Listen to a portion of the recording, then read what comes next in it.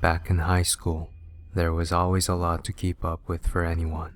There were the crowds, the relationships, the grades, and for some, the string of violent murders associated with the school. It started in 1993. Before I get into this, I need you to know that I'm not crazy. I wish I were.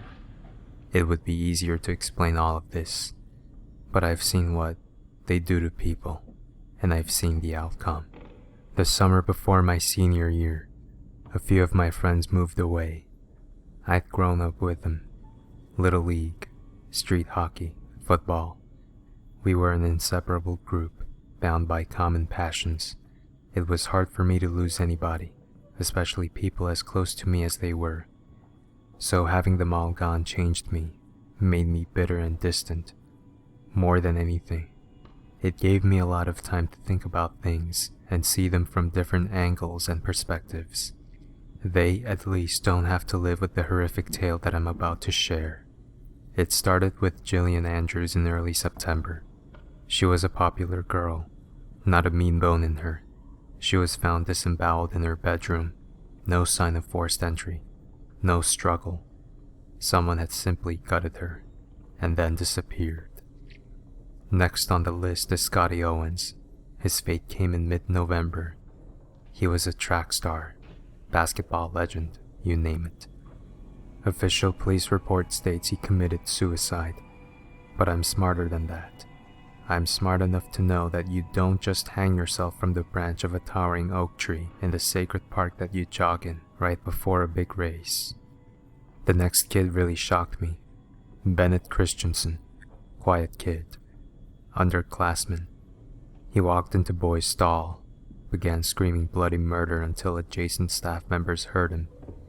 They spent hours trying to get the door unlocked to no avail until his scream suddenly stopped, only to have the door swing open in their faces, revealing the young sophomore, slumped over in a pool of his own viscera, his eyes ripped from their sockets. Things like this kept happening. No explanation for any of it. All the authorities were baffled. Apparently this stuff happened for a long time. I just hadn't noticed it until it was too late. This all sounds disturbing and exaggerated, I know. Believe me, my story gets much stranger. The high school I went to was founded in 1883, first one in the state. We've always had some of the best sports teams of any high school in the country, taking home state and national titles like nobody's business. But all of that came with a price. There was always a certain level of competitiveness, jealousy, and anger swam around the locker rooms, volleyball courts, and baseball diamonds. So much so that you could almost feel it. Kids would get into all-out brawls over things as trivial as who had better serves at tennis practice, or who threw the most receptions at the big football game. However, this was only on the minor side of things. I had to try and understand all of this. After doing some research on the school's records, I discovered a pattern. Every 10 years or so, the school would undergo a string of extremely violent events, dating all the way back to the 50s.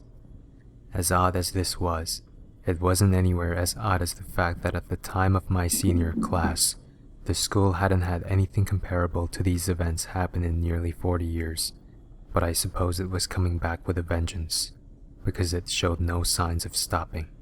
The deaths weren't the only peculiar happenings.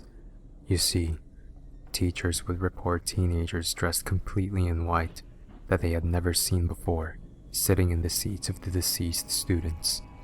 When the teachers went to see what the students' business was, they would simply vanish before the staff members could make it over to them. It wasn't just at school either, and not just to authority figures. Occasionally, while sitting in my room after school or on the weekends, I would see strange things out of the corners of my peripheral. I would get phone calls in the middle of the night, only to answer them and hear a few seconds of guttural whispers before the click and dial tone. I knew there was something wrong, and I needed to figure out what it was. I must have spent 1,000 hours in that library, skipping classes to perform what was probably useless research. I discovered a massive fire mentioned in a local paper, dated August of 1953. The fire was thought to be the product of a janitor's haphazardly extinguished Marlboro Red. The papers proudly proclaimed that the only thing that kept the school from burning to the ground was the innovative, for the time, new technique of using fire retardant, 50s style, space-age cobblestone in place of wood. Also, in a faded, strangely tattered paper, toward the back of the stack, almost purposefully misaligned from its periodical date sequence, was an article dated nearly 10 years later. It mentioned an all-star quarterback who sustained a fractured spine in the state championship of 1963, killing him, losing them the game, and one of the best players the team had ever seen. What I read next began to confirm my suspicions of what was causing all the bizarre deaths. According to the article, the day after his fatal accident, there was a massive riot in the school that caused the deaths of innocent students. Even more peculiar was the fact that I had discovered a photo of the riot, which someone managed to capture in an Ashwood High School yearbook that I researched earlier.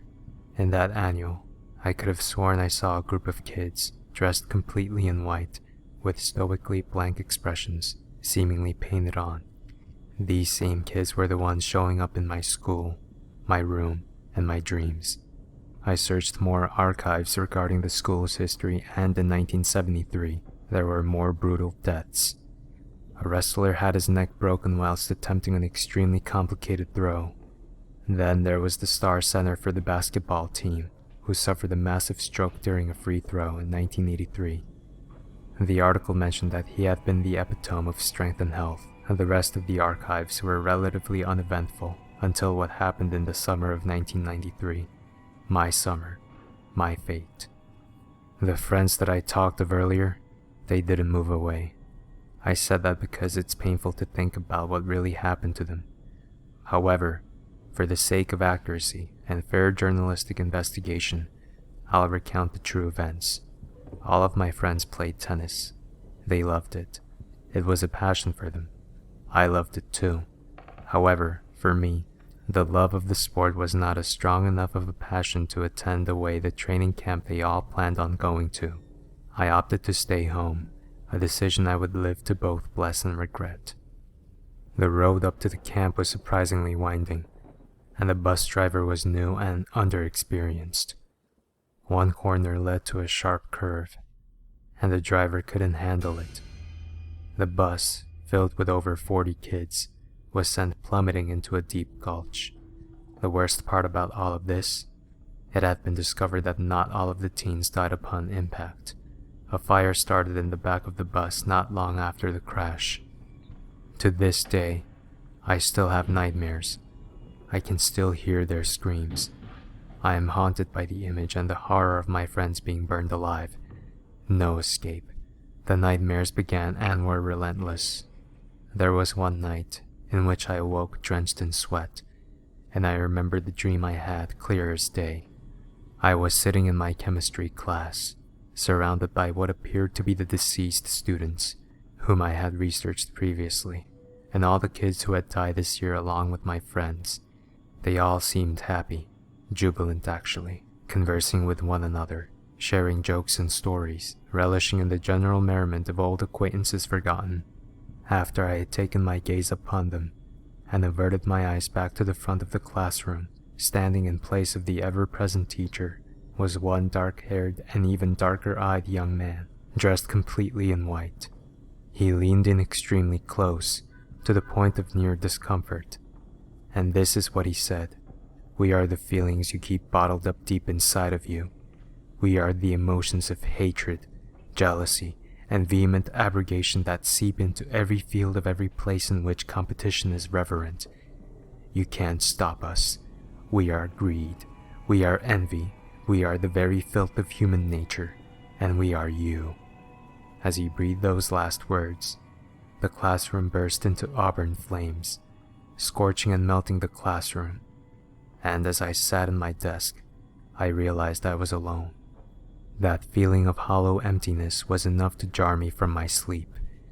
That feeling, that cold, empty, hopeless feeling, was enough to keep me wide awake and in a cold sweat for the remainder of that warm September night.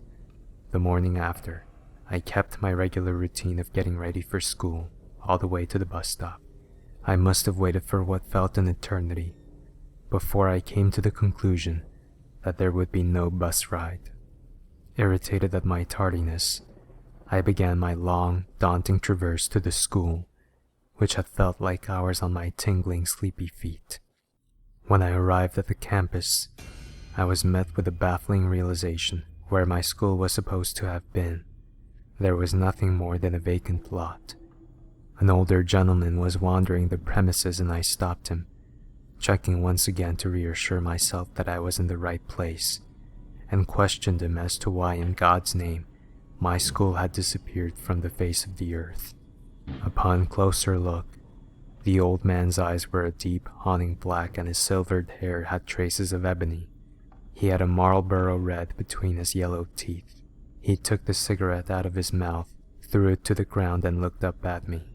The old man's expression grew both tired and perplexed as he informed me that there hadn't been an Ashwood High School there for a very long time, not since the Great Fire of 1953.